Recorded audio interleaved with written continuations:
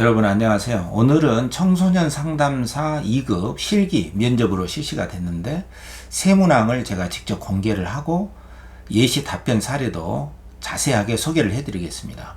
2024년 12월 12일 날 실시가 됐죠. 최근 출제 동향도 이 문제들을 통해서 알 수가 있기 때문에 청소년 상담사를 지망하는 수험생 여러분들에게 조금이나마 도움이 됐으면 좋겠습니다. 세 문제가 출제가 됐는데 하나는 익히 알고 있다시피 MMPI 상담자, 내담자 그 정보를 주고 이 상담자를 어떻게 사례 개념화해서 상담할 것인가, 이 문제가 출제가 됐고, 두 번째는 의존성이 강한 내담자인데 상담 종결을 요구해 왔을 때 상담자는 어떻게 대처할 것인가, 이 문제입니다. 그리고 마지막 한 문제는 상담자의 자기 분석 필요한가, 여기에 대해서 답변을 해보시오. 그러니까 단편적인 지식을 측정하기 위한 것이 아니죠. 자기의 의사 표현 능력, 논리성, 또 창의성은 물론이고 여러 각도에서 답변을 할 수 있는 내용이 나왔다, 이렇게 볼 수가 있습니다. 제가 자세하게 분석을 해드리겠습니다. 이 최근 출제된 2024년도 23회죠. 이 문제를 어떻게 구입을 했냐면은 제가 시험장에 다녀왔죠. 청소년 상담사는 우리 심리 상담사 자격 중에서 유일하게 국가 공인으로 된 상당히 그 신뢰성이 있는 시험이죠. 그래서 자격 조건으로는 뭐 여러 가지가 있지만, 저 같은 경우는 이제 국어 국문학을 전공을 했고 학위 과정을 마치고 그 다음에 오랫동안 청소년 학생들하고 수험생들과 더불어 살아왔기 때문에 이 청소년들을 좀 더 잘 이해하고 또 인간에 대한 거, 또 삶에 대한 좀 더 심도 있는 이해를 위해서 제가 명상학을 또 전공했지만 한편으로 상담 심리학 과정, 학위 과정까지 다 졸업을 마쳤기 때문에 또 주요 학회, 그 수련 과정하고 또 작은 학회긴 하지만 명상 상담 심리학회라고 3년간 1급 자격증을 소지하고 있기 때문에 충분히 시험 자격에 해당이 돼서 제가 자양동에 있는 서울 국가 동부지역 국가 자격 시험장이죠. 산업인력공단에 들어가서 12월 12일 날 2024년 거기 가서 시험을 보고 왔기 때문에 제가 최대한 지금 한 이틀 전에 다녀왔지 않습니까? 그래서 기억이 생생하게 있기 때문에 그 기억을 최대한 복원해서 그 원형의 시험 문제지를 여러분들에게 공개를 하고 제 해설을 곁들여서 또 아울러서 이후에 나올 출제 예상 문제까지를 제가 분석을 해서 안내를 해드리겠습니다. 화면을 함께 보시죠. 자, MMPI 문제 한 문제는 이건데요. 뭐 A4 용지로 꽉 채우지는 않았지만 뭐 한 장 정도 분량에 가독성이 좋게 글자가 크게 해서 이렇게 출제가 됐어요. 19세 여학생인데 수능 실패로 대학 진학을 못하고 재수하게 된 여학생이에요. 제가 우리 청소년 또 재수생을 포함해서 수험생들에게 관심이 많아서 제 상담 심리학 박사학위 논문도 재수생의 우울 문제, 불안 문제를 다룬 내러티브 연구로 학위를 썼거든요. 여기에 내담자도 그 사례가 나왔어요. 그래서 여러분들, 수험생 여러분들께서는 이런 자료를 한번 보시는 게 좀 도움이 될 것 같거든요. 이 내담자는 이제 고교 때는 성적도 좋았고 성실했다, 강점이 있는 거죠. 친구 관계도 원만했고 또 친구들에게 배려하는 태도도 있다. 그런데 대학 진학에 실패하자 친구들에게 놀림당하는 기분이고 나는 실패자라고 하는 자기 패배적인 사고를 갖게 된 것이죠. 게다가 아빠의 사업 실패로 가정 경제가 어려워졌고 부모는 내담자인 이 여학생에게 가정 경제에 도움이 될 것을 압박을 하고 학업보다는 좀 일을 했으면 좋겠다. 그래서 어찌할 바를 몰라서 자기 욕구가 좌절됐기 때문에 자해와 자살 생각, 자살 사고에 빠진 이 내담자 정보로 제공을 한 것이죠. 외향은 꾸부정하고 위축된 모습, 얼굴이 어둡고 힘없이 보인다, 이렇게 됐고, MMPI에서는 뭐 F 비전형이나 뭐 부인 또 교정 척도는 크게 이상이 없는데 이 D 우울이죠. 우울 점수가 60점 이상이 높은 걸 얼른 봐야 되잖아요. 그래서 히스테리나 이런 반사회성은 괜찮은데 또 남성성, 여성성 MF 이것보다는 이제 편집증이잖아요. 패러노이아. 그래서 우울하고 이 편집 증세가 60점을 넘고 있다. 이 정보를 이제 5분 안에 우리가 시험장에 가서 봐야 되거든요. 그 면접 대기실에서. 그래서 얼른 60점 이상 넘은 걸 우리가 간파를 해야 되고요. 그 다음에 이제 강박, 요거는 크게 높진 않았어요. 제 기억에.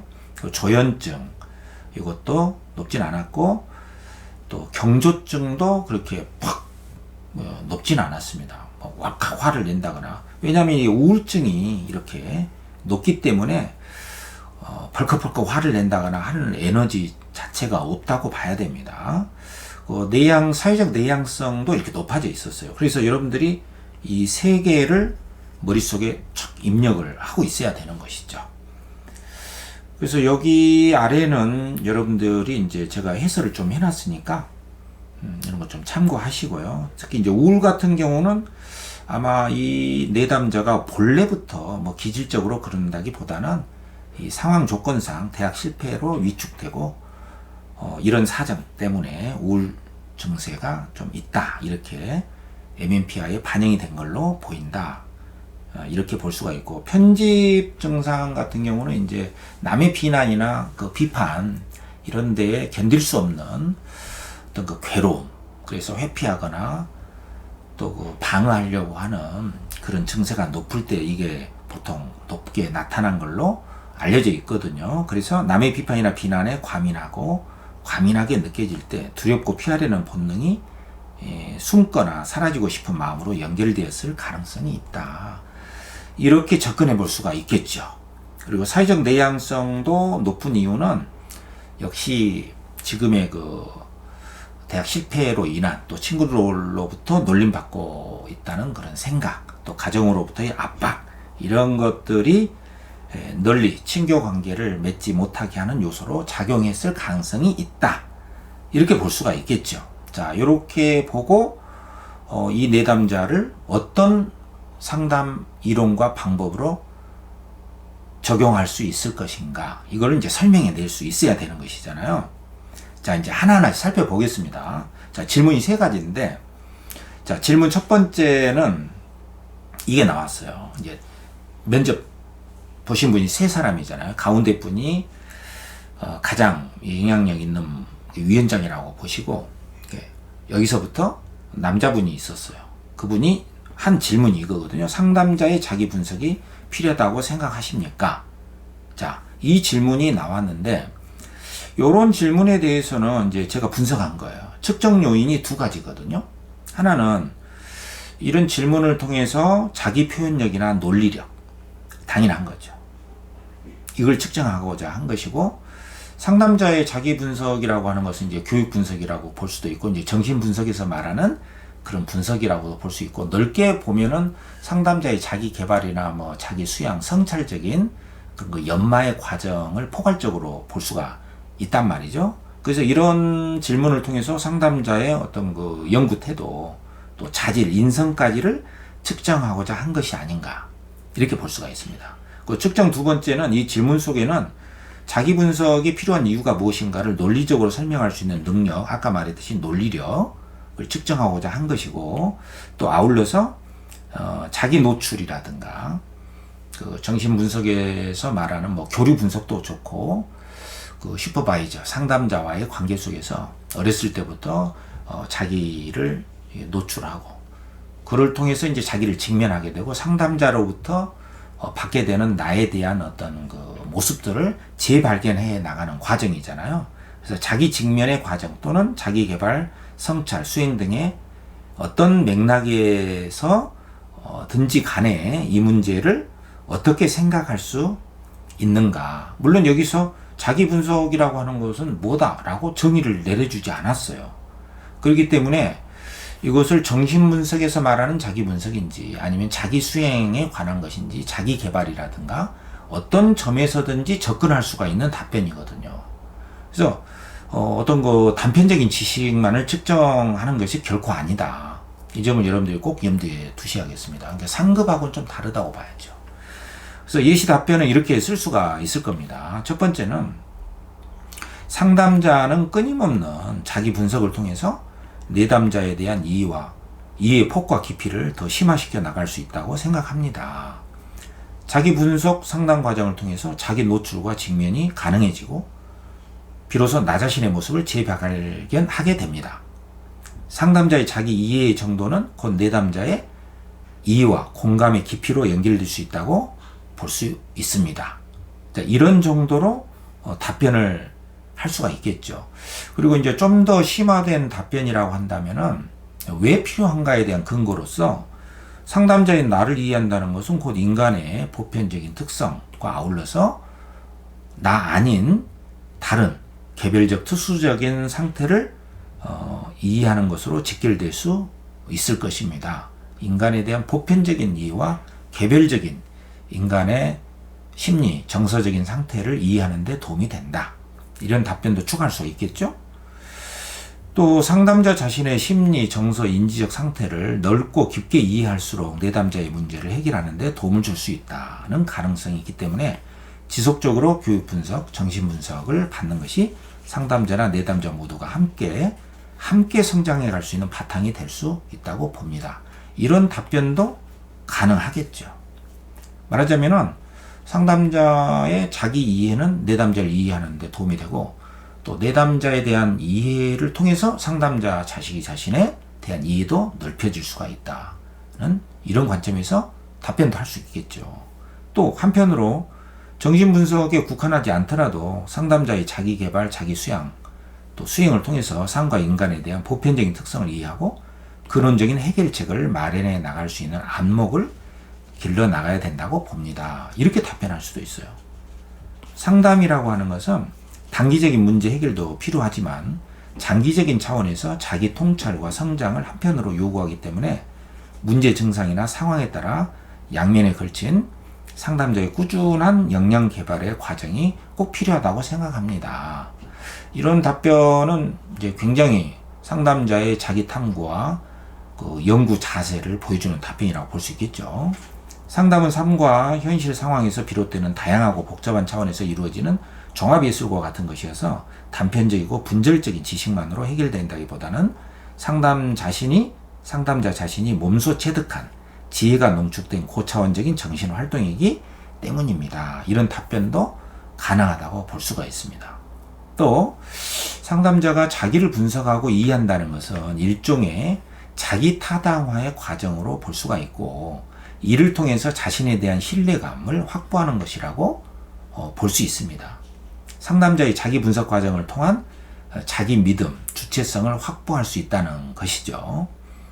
내담자의 다양하고도 구체적인 특성들을 폭넓게 받아들일 수 있고 이해할 수 있는 토대가 된다고 생각합니다. 이를테면은 상담자는 슈퍼바이저와 상담 과정을 통해서 자기 분석과 이해 과정을 통해서 내가 왜 이렇고 이러저러한 반응을 나도 모르게 드러나는가에 대해서 이 자기 분석 과정을 통해서 심도 있게 이해할 수 있게 됩니다. 자기 중심적인 판단이나 합리화하는 자동적인 사고 틀에서 벗어나서 전체적인 조망을 할 수 있는 안목을 길러나갈 수 있게 됩니다. 그때에 비로소 상담자의 역전이 현상에 대해서도 벗어날 수 있게 되고 내담자의 전이 문제도 중심을 잃지 않고 균형 있게 바라볼 수 있는 힘을 가르칠 수 있게 된다고 봅니다. 이러저러한 내용들이 이제 이런 문제에 대한 답변의 다양한 내용으로 가능하겠죠.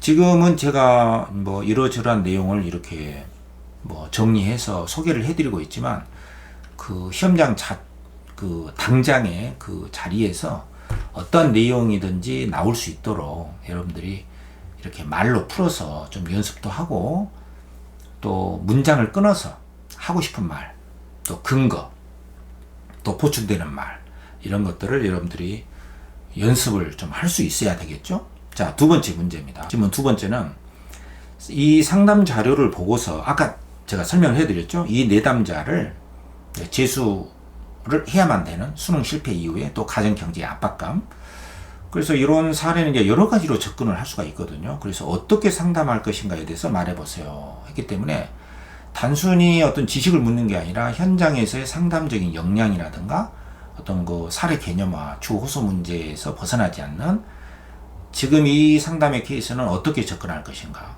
그래서 이런 경우는 이제 자해와 자살 같은 것이 있지 않습니까? 그래서 위기 상담으로 볼 수도 있고 또 부모의 압박이 있기 때문에 또 부모 상담하고도 연결이 될 수 있어요.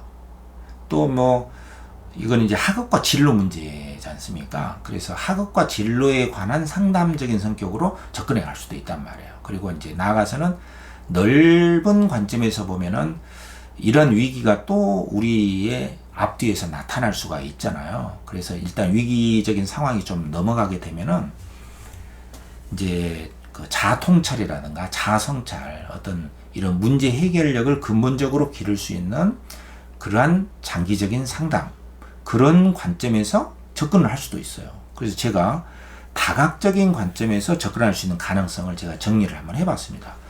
그래서 최근 출제되는 이 문제들은 청소년 상담사의 문제는 단지 이제 청소년뿐만 아니라 상담 전반에 대한 다각적으로 접근할 수 있는 그런 안목을 측정하고 있다. 이걸 염두에 두셨으면 좋겠어요. 자, 답변. 첫 번째. 이제 하나 예시죠.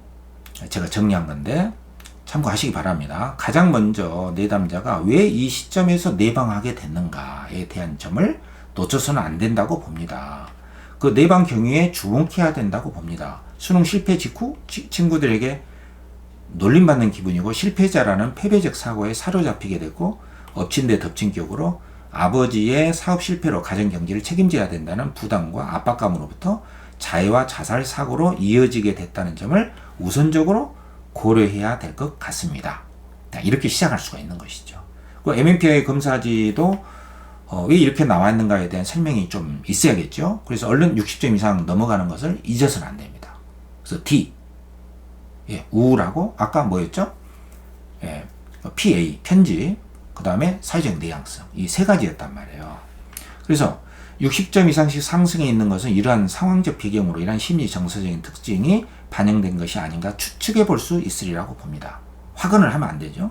말하자면 이 내담자의 기질, 성격적 측면에서 원래 우울하고 비난과 공격에 취약하고 고립된 생활을 해왔던 것으로 보는 것은 조금 무리가 있을 것으로 보입니다. 왜냐하면 근거를 대야죠. 이 내담자는 평소에 친구들과 관계도 원만했고 친구들을 배려하는 관계성과 친밀성을 가지고 있었고 성적도 좋았던 점으로 보아서 검사지에 나타나는 이러한 심리적 특성들은 내방 시점을 기준으로 내담자가 처한 가정 사회적 환경 조건에서 비롯된 것이 반영된 것이 아닌가 이 심리 검사지에 이렇게 조심스럽게 가정해 볼 수 있을 것 같습니다 라고 말을 하는 게 좋죠. 왜냐면은 이것은 이제 하나의 가정이잖아요. 그리고 실제 상담자의 면담 과정을 통해서 이 검사지에 대한 것도 이제 검증 과정을 우리가 해야 되기 때문에 확언을 하면 안 되죠. 또 한편으로는 이 내담자가 청소년기에 속한 점, 또 가정 환경에서 내담자에게 경제적 역할을 강요하고 있다는 점에서 이 학생이 부모의 역할을 해야만 된다. 그런 점에서 부모 상담을 병행해야 할 것으로 보입니다. 이렇게 답변을 할 수도 있어요. 이와 같은 내담자에 대한 이해를 바탕으로 사례 개념화를 하고 구체적인 상담 목표 설정과 적용할 수 있는 효과적인 상담 방법 이론을 설정할 때 가장 우선적으로 살펴야 할 것은 다음과 같은 네 가지 각도에서 접근해 볼 수 있다고 봅니다. 물론 이것은 이제 제가 제 답변 사례를 통해서 좀 더 네 가지로 이제 정리를 해본 것이죠. 자, 첫 번째로 위기 상담의 성격으로 접근해 볼 수 있으리라고 봅니다. 패배자라는 극심한 자기 비난에 사로잡혀 있고 학업보다는 가정 경제도 떠맡아야 되는 압박감으로 자해와 자살 사고가 지배하고 있어서 우선적으로 절박한 위기감을 털어놓고 얘기할 수 있도록 경청하고 공감하면서 조금이나마 이완되고 신뢰감을 줄 수 있도록 하는 것이 필수적이라고 봅니다. 그리고 생면 종중 서약서를 준비하고 자살 사고 체크지로 상태도 점검하면서 우선적으로 내담자의 생명을 안전하게 지킬 수 있는 방법을 의논하고 정서적, 신체적으로 위험한 상태일 경우에는 연계될 수 있는 CY, 세이프티, 지역사회, 커뮤니티 유스 이거 알죠? CYS 네트 지역 내 청소년을 위한 사회 안전망, 시도 관할 교육청과 또 보건소라든가 또 병원 등을 연계해서 안내할 필요가 있으리라고 봅니다. 그래서 요건 이제 위기 상담에 대처할 수 있는 상담자의 안목을 테스트한 문제다, 이렇게 볼 수가 있겠죠. 그러나 이 상담 사례는 꼭 이렇게만 접근할 수 있는 건 아니거든요. 두 번째로는 부모 상담의 입장에서 접근해 볼 수 있다고 봅니다. 청소년 내담자에게 가정 경제의 어려움을 이유로 학업 진로보다는 경제 활동을 요구하고 있다는 점에서 먼저 부모의 어려움에 대해서 경청하고, 일방적으로 부모를 훈계한다기보다는 일단은 부모도 어려움이 있을 테니까, 부모야말로 또 이 내담자에 대한 전문적인 어떤 식견과 지식을 가지고 있지 않습니까? 정보도 가지고 있기 때문에 부모는 어떤 어려움이 있길래 이렇게 했을까 하고 경청하고 공감하는 한편으로 자녀인 내담자의 정신적, 신체적 지금의 위기 상황을 충분히 설명하고, 이 시기에 자녀에게 더 요청되는 것은 무엇인지, 또 부모의 역할로 더 가치로운 것은 무엇이고 어떻게 가능할 것인지에 대해서 진지하게 탐색할 기회를 마련하는 것이 상담 과정에서 부모 상담으로 적용할 때 이런 과정이 필요하리라고 봅니다. 이렇게 접근할 수도 있는 거예요. 또 세 번째로는 이 상담을 이 내담자가 일단은 그 학업과 진로에 관한 그 욕구가 좌절된 그 이후에 자해와 자살 사고가 일어났지 않습니까? 그렇기 때문에 이 상담을 진로라든가 학습 상담의 성격으로 접근해 나갈 수가 있다고 봅니다. 이렇게 접근할 수도 있어요. 위기 상황이 어느 정도, 물론 이제 위기 상황이 어느 정도 해결된 다음에 이 내담자의 학업 진로에 대한 상담 내용이 추가돼야 할 것으로 보입니다. 자해 자살 사고는 이 내담자의 내면에서 실제로 원하는 것이 아니고, 죽고 싶은 것이 원래 원하는 것이 아니다, 이 말이죠. 대학 진학에 대한 꿈이 있기 때문에 본래의 욕구와 지금의 행동 사이의 괴리를 살필 수 있도록 해서 당신의 본래 욕구는 이것인데 행동은 이렇게 하고 있다 해서 자신의 욕구를 찾아가는 방향으로 상담이 진행이 될 때 내담자에게 도움이 될 것으로 봅니다.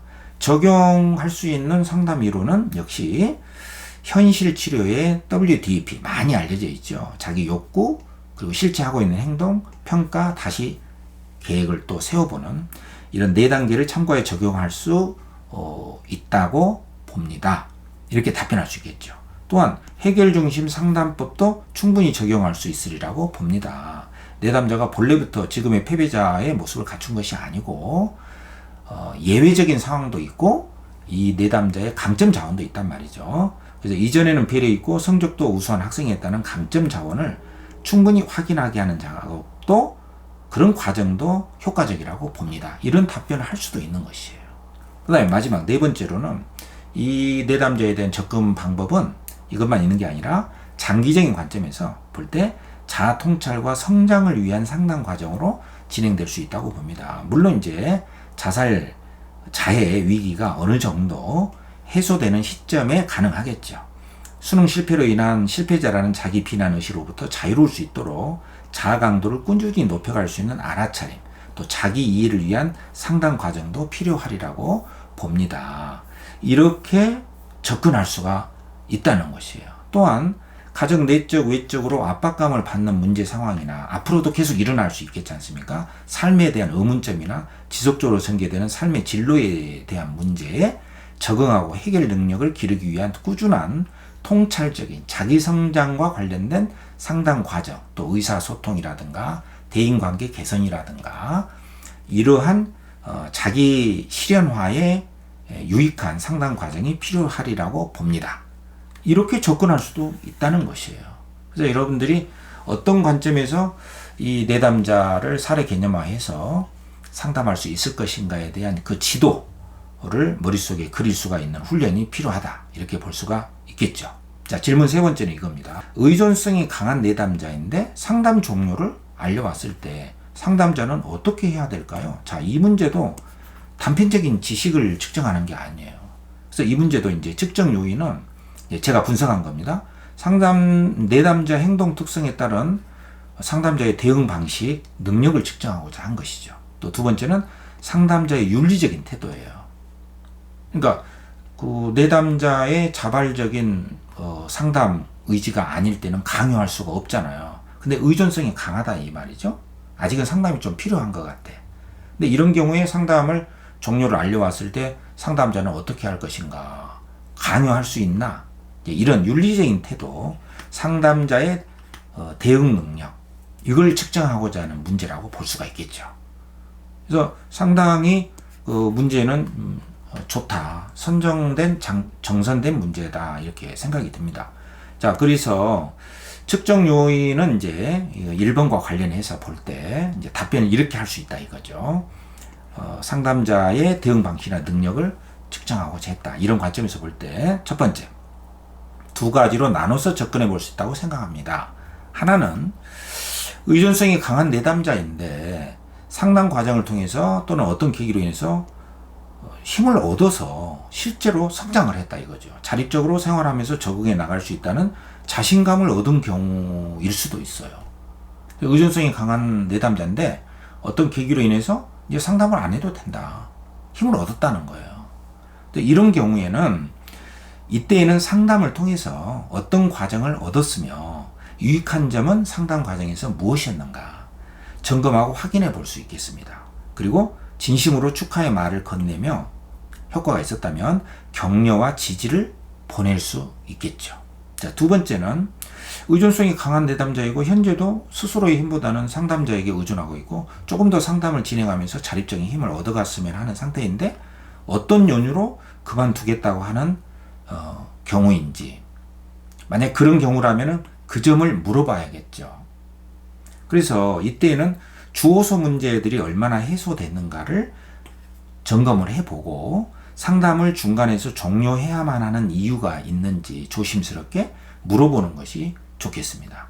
혹시 상담 과정에서 또 불편한 점이나 비전을 못 느꼈던 점이 있다면 확인해보고 그 외에도 경제적 사정이나 어려운 점이 있는지 다른 계획이 따로 있는지 점검해 보는 것이 좋겠습니다. 그리고 이제 강요할 수가 없기 때문에 함께 해결해야 될 문제점이 아직은 남아있다. 이 점을 좀 알려주면서 언제라도 상황이 좋아지면 다시 방문해 달라는 부탁과 함께 편한 마음으로 다시 찾아온다면 의논해 가면서 문제를 해결해 나갈 수 있다. 그런 희망과 가능성, 또 신뢰성을 잃지 않도록 하는 것이 좋겠습니다. 자, 이렇게 답변을 할 수가 있다는 것이죠. 자, 그 다음에 측정 요인 두 번째, 윤리적 태도죠. 윤리적 태도와 관련해서 어떤 윤리적 강령을 준수하고 있느냐, 이런 관점에 대해서는 이렇게 답변을 할 수가 있겠습니다. 첫 번째는 내담자의 복지, 유익함을 우선적으로 살펴야 됩니다. 따라서 상담자의 견해로 볼 때 이 내담자가 아직 상담을 종료해서는 안 된다고 생각을 하더라도 내담자의 자발적인 요구에 위배돼서는 안 된다. 상담자의 필요나 요구로 강제성을 띈 상담을 진행해서는 안 된다. 설령 이 내담자가 아직은 의존성이 있다 하더라도 상담이 필요한 내담자일 경우에는 언제라도 당신을 기다리고 있고 함께 의논하면서 보다 나은 삶을 채워나갈 수 있다는 믿음과 신뢰를 줄 수 있어야 한다. 그래서 상담이 필요한 이유나 도움이 될 수 있는 점들을 소개하면서 상담자는 최대한 신뢰성을 부여하면서 기다림의 자세로 이 내담자를 지지하고 또 이후의 만남을 우리가 기약할 수가 있겠죠. 이런 관점에서 답변을 할 수 있으리라고 봅니다. 그래서 정리하자면 지금 12월 10일 2024년에 출제됐던 청소년 상담사 문제 세 문항의 이 문제들은 종합적인 평가를 해볼 때 첫 번째로 단편적인 지식 측정보다는 실전 상담사로서의 자질을 측정하는 데 역점을 둔 것이에요. 그렇기 때문에 위기 청소년은 어떤 것이냐, 청소년 관련법에는 무엇이 있느냐, 이런 거 단편적인 지식을 묻지를 않는다. 물론 이제 2급, 상급에서는 이런 것이 나올 수 있을지는 모르겠어요. 그러나 2급은 최소한 이건 아니다. 또 뭐 CBT랑 MBCT와의 차이점은 뭐냐, 이런 식으로 뭐 지식을 묻는 문제는 좀 나오지 않고 있다. 이 점을 알 수 있죠. 또 지식을 그 자체대로 측정하는 데 목적을 두지 않는다는 것이죠. 상담 심리학적인 지식을 실제 현장에서 어떻게 체득해서 실제로 사용할 수 있는가, 활용할 수 있는가에 초점을 뒀다는 것이에요. 그래서 이론을 자기 것으로 만들어서 충분히 이해해서 쉬운 언어로, 자기식의 언어로 풀어낼 수 있는 여유와 안목을 갖춰야 된다는 것이죠. 그 다음에 두 번째는 상담 사례를 통한 사례 개념화, 상담을 어떻게 전개할 것인가, 이런 질문도 역시 뭐 내방경이나 주어서 문제 상담 목표에 대한 그 안목 어떻게 설정할 것인가, 이것도 측정을 하고 있고, 또 이 시점에 찾아온 이유를 추정하는 능력, 또 현재 생활 환경 조건에 따른 심리 정서적인 상태를 MMPI 검사지와 일치되는 해석을 할 수 있는가, 또 어떤 점에 초점을 둘 것인가, 상담 목표, 주어서 문제하고 어긋나지 않게, 또 자신이 활용해야 될 상담 방법도 드러낼 수 있어야겠죠. 또 제일 중요한 것이죠. 이 상담 사례를, 상담의 성격을 고려할 때 다각적으로 접근해 볼 수 있는 그러한 그 다각적인 안목을 보여줘야 된다는 것이에요. 그래서 다양하게 적용할 수 있는 성격의 것이라는 점을 잊어서는 안 되겠죠. 이 사례도 역시 아까 우리가 살펴봤죠. 위기 상담, 또 부모 상담, 학업 진로 상담적인 성격, 자아 통찰, 성장을 위한 상담, 여러 가지로 접근해 볼 수가 있겠죠. 그래서 이런 점을 감안해서 여러분들이 대비를 하시면 되겠습니다. 자, 기본 질문 2개 같은 경우는 역시 상담자의 자세나 인성, 삶의 태도를 중점적으로 측정을 하는데 단편적인 지식을 측정하는 게 아니에요. 그리고 너무 포괄적인 것으로 대책 없이 질문을 하지도 않습니다. 예를 들면 자신이 지향하는 상담자의 가장 중요한 자세는 무엇이라고 생각합니까? 이런 식으로 나오지 않는다는 것이에요. 너무 포괄적이잖아요. 또 자신이 왜 합격해야 되는지에도 설명해 보시오. 이렇게 나오지 않습니다. 또 청소년 상담사가 되고자 하는 이유는 뭐냐? 물론 준비는 해야 되겠지만 이런 식으로 나오지 않는다. 자신의 상담자적인 장단점에 대해서 말해보세요. 이런 식으로 나오지 않는다는 것이에요. 그래서 아까 봤지만 예를 들면은 이제 출제 예상 문제는 이런 식으로 우리가 생각해 볼 수 있거든요.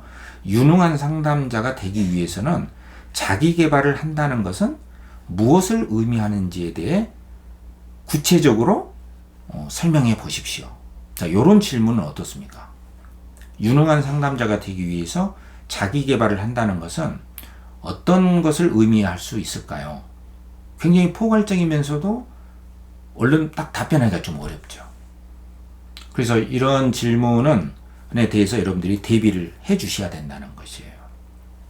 그래서 출제 예상될 수 있는 질문은 이런 것입니다. 또 상담에서 명상적 기법이 필요할까요? 그러니까 필요할 수도 있다. 필요하지 않는다. 여러 가지 그 각도에서 접근할 수 있잖아요. 또 구체적으로 어떤 걸 들 수 있을까요? 그래서 이런 거에 대해서도 여러분들이 준비를 해야만 된다고 봅니다. 이런 거 나올 수 있거든요. 그래서 뭐 CBT라고 한다거나 또 MBCT라고 한다거나 그런 차이점들, 또 게슈탈트 이런 거 명상적 기반의, 또 사티어의 가족 치료 이런 것도 명상적 기법이 적용이 되거든요. 그래서 이런 점들도 최근 상담 이론에 관한 중요한 정보들이니까 그런 정보에 대해서도 여러분들이 익히 공부를 해 두셔야 된다. 이 점을 말씀을 드리고요. 그리고 이제 가장 큰 특징이 아까도 말씀드렸지만 실제 상담 현장에서 부딪힐 수 있는 문제적 상황에 대한 질문이라는 것이에요. 예를 들면 뭐 우리가 상상해 볼 수 있는 질문이죠. 상담자를 신뢰하지 않는 내담자의 태도에 대해서 어떻게 상담할 수 있을까요? 또 의존성이 강한 내담자가 중간에 상담 종료를 요청할 때, 아까 출제가 됐던 거죠. 또 내담자에 대한 짜증, 상담자가 화가 날 때 상담자는 어떻게 해야 될까요? 이런 거. 또 출제될 수 있는 예상 문제로 내담자의 느낌과 상담자의 감정이 일치되지 않을 때 어떻게 반영하기를 통해 공감할 수 있을까요? 요거는 이제 제가 출제하고 싶은 문제입니다. 내담자의 느낌과 상담자의 감각 느낌, 감정 느낌이 다를 때, 근데 반영하기를 좀 해줘야 되거든요. 그럴 때는 어떻게 공감할 수 있을까요? 반영하기와 그 공감의 문제를 어떻게 현장에서 활용할 수 있을까? 이런 질문이에요. 그래서 이런 것들에 대해서 여러분들이 충분히 준비를 해 나가고 연습을 하면은 충분히 청소년 상담사 2급 면접 실기 시험에 합격할 수 있으리라고 봅니다. 자, 오늘은 여기까지만 소개를 해 드렸는데요. 자세한 내용이나 또 궁금증이 있으면 댓글로 또 제 메일로 알려주시면은 제가 아는 대로 답변을 해드리도록 하겠습니다. 자, 오늘 여기까지 하겠습니다. 여러분들 꼭 합격하시기 바라겠습니다.